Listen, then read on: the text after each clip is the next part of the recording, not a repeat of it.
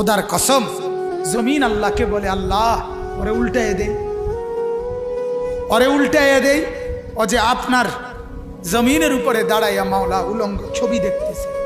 রাত 2টায় নওজোয়ান মনে করে ডানে বামে মা নাই, বাবা নাই, কেউ নাই, সবাই ঘুমায় গেছে।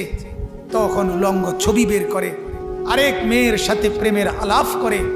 আর শাজিম থেকে আল্লাহ তাআলা তখন ডেকে বলে, আনিস আমি কিন্তু জেগে আছি, আমি ঘুমাই নাই।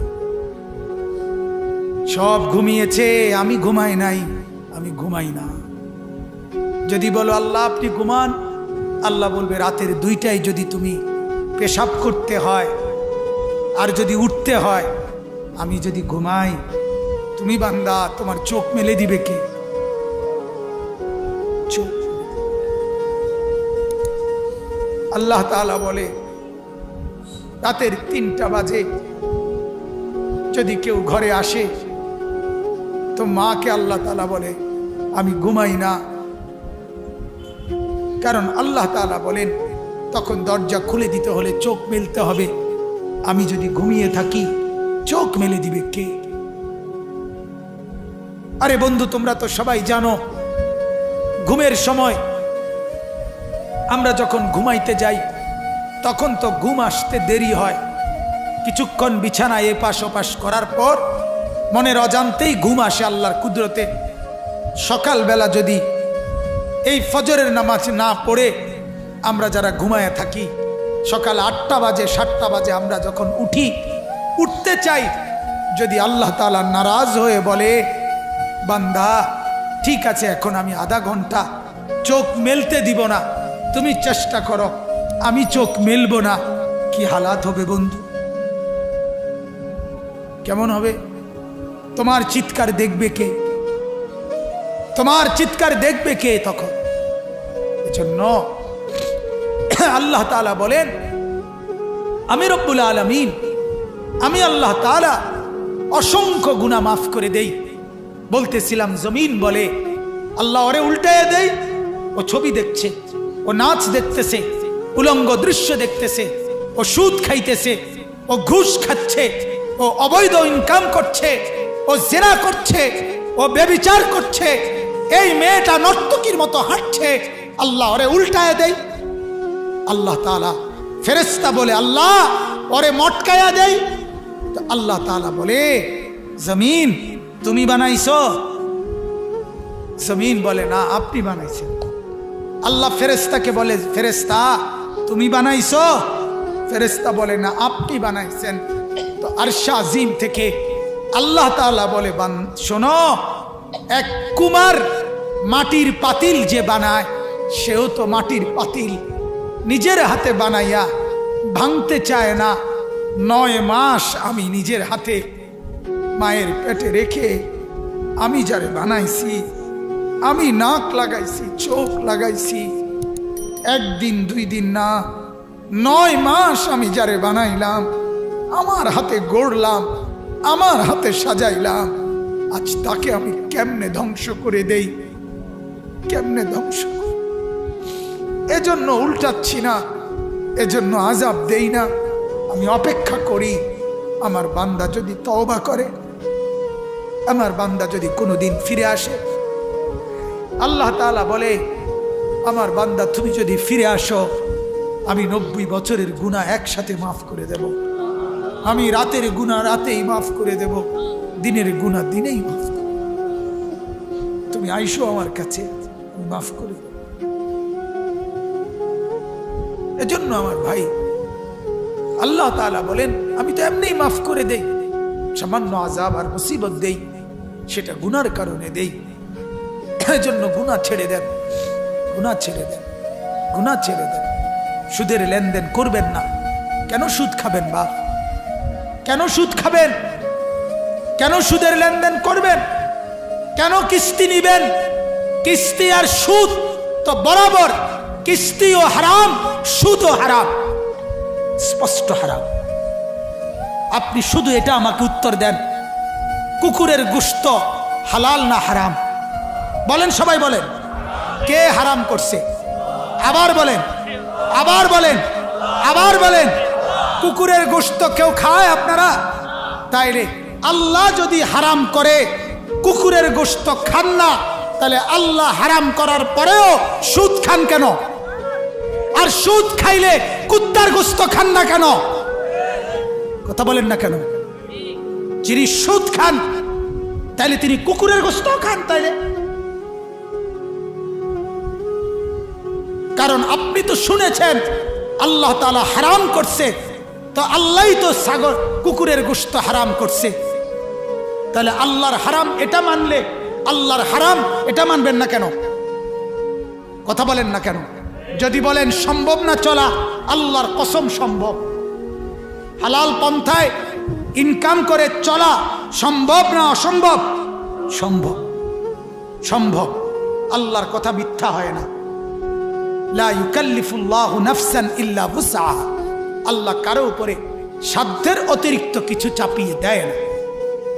অতএব আমার কথায় রাগ হবেন না, আমি একটু শক্ত বলছি, আর একটু শক্ত বলছি শুধু এই উদ্দেশ্যে, গুনাহ ছেড়ে দেন, গুনাহ ছেড়ে দেন। সুদ, ঘুষ, মিথ্যা, মদ, জুয়া, অনেক যুবক, অনেক নওজোয়ান শহরে বন্দরে গ্রামে গঞ্জেও এখন মাদকাসক্ত, মদে আসক্ত, ইয়াবা, ফেন্সিডিল, গাঁজা, হাজারো রকমের নেশা। আহা, আল্লাহ নবী সাল্লাল্লাহু আলাইহি সাল্লাম বলেন, পরিষ্কার হাদিস, নবীজি বলছেন যে নেশা করে সে ব্যক্তির কাছে মা, খালা, চাচি, বোন কেউ নিরাপদ থাকে না, নিরাপদ থাকে না। নেশাখোর আপন জনের উপরেও আক্রমণ করে, আপন জনের উপরেও ঝাঁপিয়ে পড়ে। নাউজ নাউজ। এজন্য নেশার থেকে বাঁচেন, অশ্লীলতা থেকে বাঁচেন, ব্যভিচার থেকে বাঁচেন। আল্লাহ তাআলা বলছেন, নাইলে আমি দুনিয়াতেও শাস্তি দেব, নাইলে আমি আখিরাতেও শাস্তি দেব। এজন্য আজকে আমার এটাই কথা, মূল বক্তব্য। আগত মুসিবত, পিছনের মুসিবত, সব মুসিবতের কারণ গুনাহ। বলেন কোন? গুনাহ। বলেন না কারণ কি? গুনাহ। আবহাওয়া পরিবর্তন, জলবায়ু পরিবর্তন, সাগরের তলের মাটি সরে গেছে, এই হইছে সেই হইছে, এডি হইছে কা মাটি সরে গা। কথা বলেন না কেন? আবহাওয়া পরিবর্তন হইল কেন? জলবায়ু পরিবর্তন হইল কেন? যাই বলেন, মূল কারণ গুনাহ। মূল কারণ কি? এই জন্য গুনাহ ছেড়ে দেন। বিশেষ করে নারী কেন্দ্রিক জিনা, ব্যভিচারের গুনাহ। বলেন ইনশাআল্লাহ।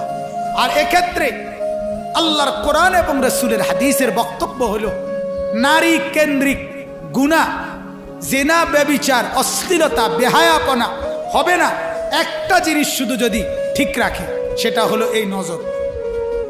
সেটা কি বলেন? নজর। সেটা কি বলেন না? নজর। এজন্য আল্লাহ তাআলা সূরা নূরের মধ্যে প্রথম আল্লাহ বলছে এটা, কুল্লিল মুমিনিনা ইয়াগুদ্দু মিন আবসারিহিম। হে নবী, মুমিন পুরুষদেরকে বলেন তারা যেন ভিন নারী থেকে নিজেদের চোখ নামায় ফেলে। ওয়াকুল্লিল মুমিনাত ইয়াগুদুদনা মিন আবসারিহিন্না। মহিলাদেরকেও বলেন তারা যেন ভিন পুরুষ, পর পুরুষ থেকে চোখ নামিয়ে ফেলে। চোখ নামিয়ে ফেলে, কোনো কর্ম চোখ নামিয়ে ফেলে। আল্লাহ তাআলা এটা বললেন, পুরুষ চোখ নামাও, নারী চোখ নামাও। আমার একজন উস্তাদ হযরত মাওলানা মুফতি মুস্তফা মাহমুদি দামাত বারাকাতুহুম, তিনি একবার আমগরে বলছিলেন যে ওই রাস্তার ট্রাক রাত্রিবেলা যখন চলে, ট্রাক, ডিস্ট্রিক্ট বড় বড় গাড়ি, এদের একটা নিয়ম হলো ড্রাইভারদের দুই মুখী গাড়ি, দোনো গাড়ির হেডলাইট জ্বলে রাত্রেবেলা। তো নিয়ম হলো কাছাকাছি আসলে দোনো গাড়ি হেডলাইট ডাউন করে দেয়, নামায় দেয়। হেরা এটা বোঝে ড্রাইভাররা, হেডলাইট যদি ডাউন করে তাইলে দোনো গাড়ি বুঝে কে কাকে কোন দিক দিয়ে সাইড দিতে হবে। কিন্তু যদি দোনো হেডলাইট মুখামুখি থাকে, ডাউন না করে, অ্যাক্সিডেন্ট হয়, বাড়ি খায়। তো হুজুর বলে, পুরুষ তুমি তোমার হেডলাইট নামাও, নারী তুমিও হেডলাইট নামাও। দোনো হেডলাইট যদি নামায় দাও, অ্যাক্সিডেন্ট হবে না। আর যদি দোনো হেডলাইট চোখাচোখি হয় তাইলে বাকিগুলোও হবে। ধীরে ধীরে বাকিগুলো হবে। আল্লাহ তাআলা আমাদেরকে হেফাজত করেন।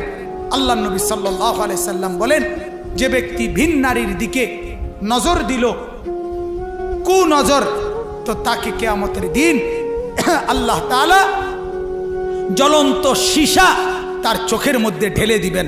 নাউযুবিল্লাহ। আমাদের খতিবে আজম মুনাজিরে জামান আল্লামা নুরুল ইসলাম অলিপুরি দামাত বারাকাতুহুম বলছিলেন, ও আল্লাহর বান্দা, গুনার মজা হইতে পারে 1 মিনিট।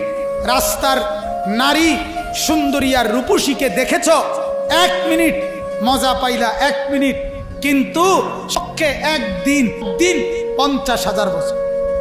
অতএব 50,000 বছর ন্যূনতম শুধু হাসরের মাঠে সীসা গলে ঢেলে দেওয়া। আল্লাহ আমাকেও মাফ করেন, আপনাদেরকেও মাফ করেন, গুনাহ ছেড়ে দেন। 5 ওয়াক্ত নামাজ পড়বেন, বলেন ইনশাআল্লাহ। সবাই বলেন ইনশাআল্লাহ, সবাই বলেন ইনশাআল্লাহ। ধোকা দিয়া বলেন না, আল্লাহকে হাজির রেখে বলেন ইনশাআল্লাহ। আল্লাহ তাআলা তৌফিক দান করেন। নবীজি সাল্লাল্লাহু আলাইহি সাল্লাম ইন্তেকালের পূর্বে সর্বশেষ আম্মাজান আয়েশা রাদিয়াল্লাহু তাআলা আনহাকে বলছিলেন, আয়েশা, আমি চলে যাচ্ছি আমার মাওলার কাছে, আমার উম্মতকে বইল নামাজ যেন না ছাড়ে। আসসালাত আসসালাত। হযরতে ওমর মৃত্যুর পূর্বে ওনাকে ছুরি দিয়ে ফজরের নামাজ পড়া অবস্থায়, ইমামতি করা অবস্থায় ফজরের প্রথম রাকাতে ছুরির ঘাই দিছে। হযরতে ওমর সরে গিয়ে পিছন থেকে সাহাবী আব্দুর রহমান ইবনে আউফকে টেনে ইমামের জায়গায় দাঁড় করাইয়া হযরতে ওমর বলছে, আব্দুর রহমান, আগে নামাজ শেষ করো, এরপরে আমাকে ধরবা। কাটা মুরগির মতো হযরতে ওমর পাশে তরফাইছে, কিন্তু সাহাবীরা আগে ফজরের নামাজ পড়ছে। এজন্য ওমর বলছে আগে নামাজ। আগে কি বলেন? নামাজ। হযরতে খুবাইব একজন সাহাবী, মক্কার কাফেররা ওনাকে ফাঁসিতে ঝুলাইছে, ঝুলাইবার আগে বলছে, খুবাইব শেষ ইচ্ছা কি? হযরতে খুবাইব বলে 2 রাকাত নামাজ। হযরতে ইমাম হুসাইন শাহাদাতের পূর্ব মুহূর্তে কারবালার প্রান্তরে 10ই মুহররম শহীদ হওয়ার পূর্ব মুহূর্তে শত্রুদেরকে বলছিলেন, আমাকে জোহরের নামাজ পড়তে দাও। সীমার ওই পাশ থেকে বলছিল, হুসাইন, জোহর পড়তে দেব না, তার আগে তোমার গর্দান তোমার দেহ থেকে আলাদা করে ফেলবো। হযরতে ইমাম হুসাইন চিৎকার করে বলছে, আমি নিয়ত বাঁধলাম, তুমি যা ইচ্ছা করো। আল্লাহু আকবার। আমার বাপ। অতএব সমস্ত সাহাবীদের ফিকির ছিল নামাজ, আউলিয়াদের ফিকির নামাজ। হাসরের ময়দানে প্রথম হিসাব হবে নামাজ।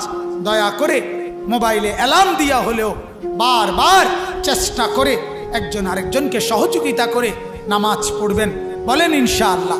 ফজরের নামাজ, ফজরের নামাজ, ফজরের নামাজ, ফজরের নামাজ পড়বেন, আল্লাহ বরকত দিবে, রিজিকে বরকত হবে, কামাইতে বরকত হবে, দুনিয়াতে বরকত হবে, আখিরাতে বরকত হবে।